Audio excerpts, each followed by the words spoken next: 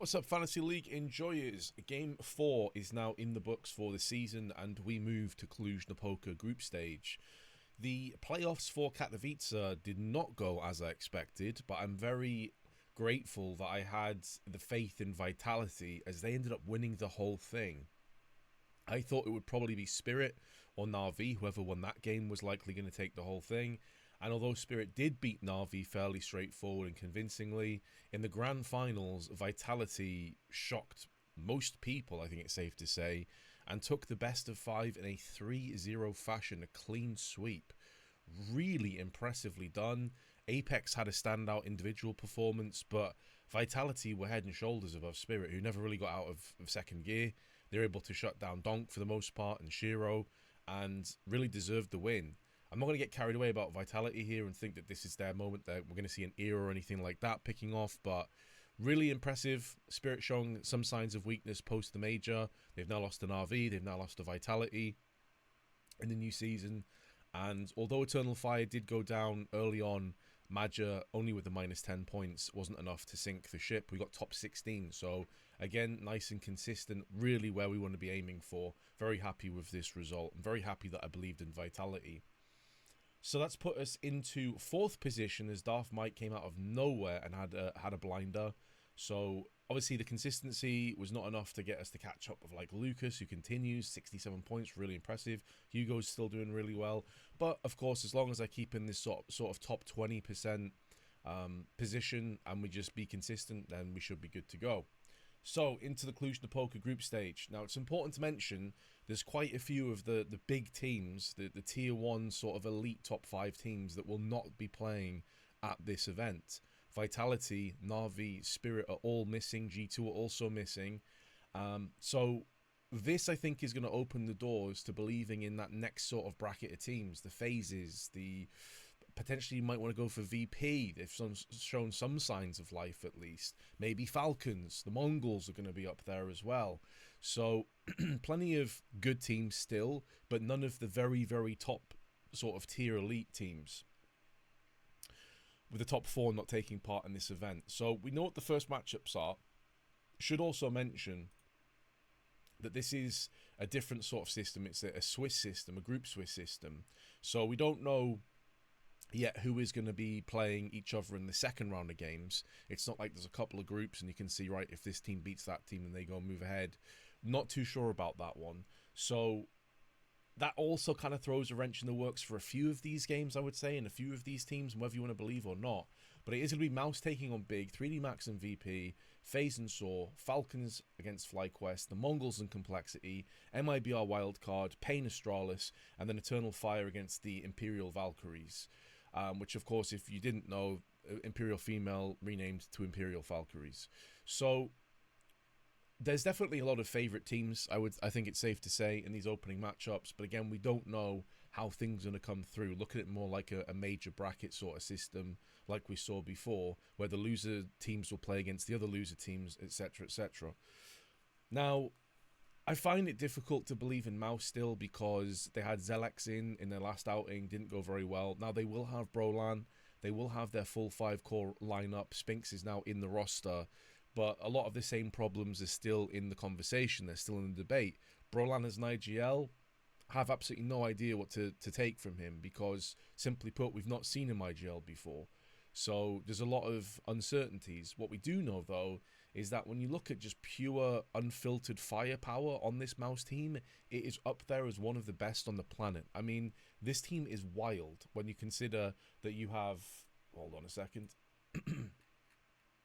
That you have Brolan himself, who's going to be IGLing, which, of course, he sometimes, even at majors against top-tier opposition, was fragging out and dropping 30s. Not as consistently, of course, but he does have the ability. Then you have Exertion, Jimmy, Torji, and Spinks. This is a ridiculously strong lineup on paper if you're looking at pure skill, pure aim duels, just winning out on these sort of one-on-one, two-on-two incursions, clutching, etc., etc. But of course, the big thing that's against them, first off, is role-wise. Does this mean that Brolan's going to take more of the supportive roles within the team? In terms of the IGLing, we have absolutely no idea what to expect from Mouse. What does Brolan have? Does he have IGL chops? No one really knows. Only time is going to tell on that one. And they're against Big, who've actually been in pretty solid form as of late. So that is a very tough game for both teams, actually. I think it's going to be a super close one. Do Mouse have the artillery? Do they have just the ruthless sort of ability on the server with the efficiency of frags to get past Big? It's a possibility, but I think Big might be my favourites in this game. I've got to say, like, tactically, Tabson has been in the role for way longer. We know what he's capable of doing. Hyped has been playing well. Crimbo's also always going to be a threat. JDC, of course, is always going to be solid. So that's a tough one.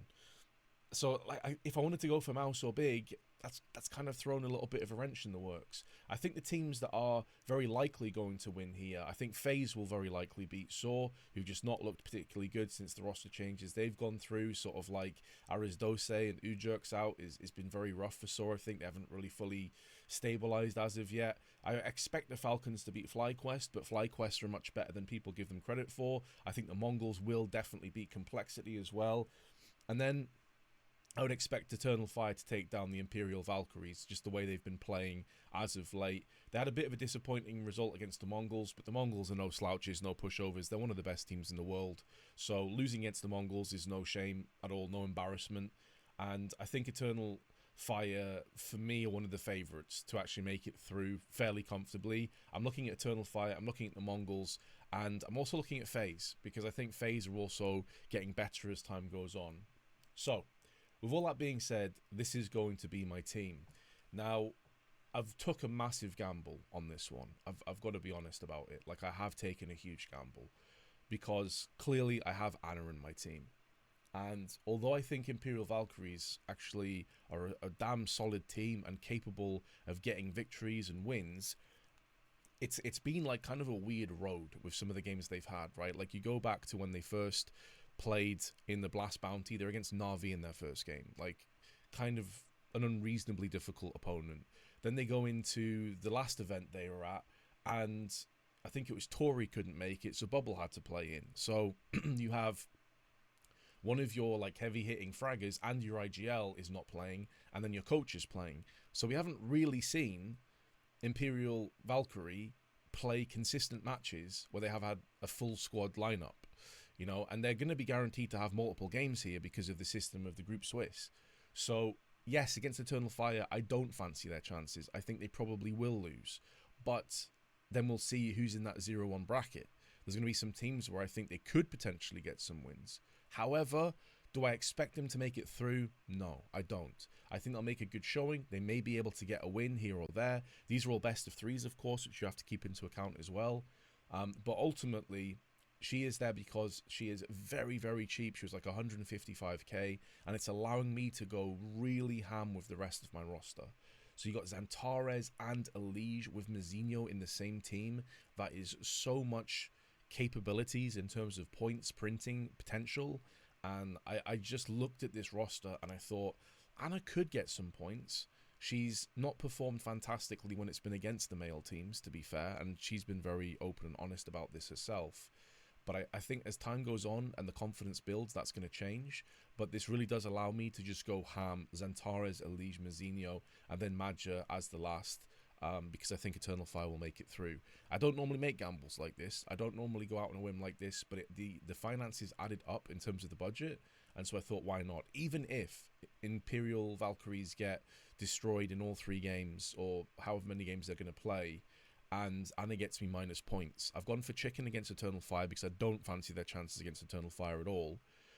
Even if she does get me some minus points, I feel like the other 4 players are more than capable of picking up the burden and carrying it forwards. And I also do have this inclination that Imperial Valkyrie might do pretty well and might get a couple of wins in this tournament. So this is my team. I'm gambling hard with Eternal Fire, and then less so FaZe and the Mongols. I believe all 3 of these teams are going to make it through, whether it's without wins or maybe just taking the 1L. But overall, it is a gamble, but I think I'm going to go for it. So comment below and let me know what you think about this. Do you agree or disagree with my picks? Have you gone with a gamble, or have you gone a little bit more stable? Because there was a couple of other sort of template teams that I had that I didn't have any of the premier sort of premium picks, but also didn't have any massive gambles either. So I'd be curious to see how some of you have came out with this one, and if you've gone for a similar path or if you've gone for a completely different one. Anyway, I'll see you in the next video, guys. Take care. Peace.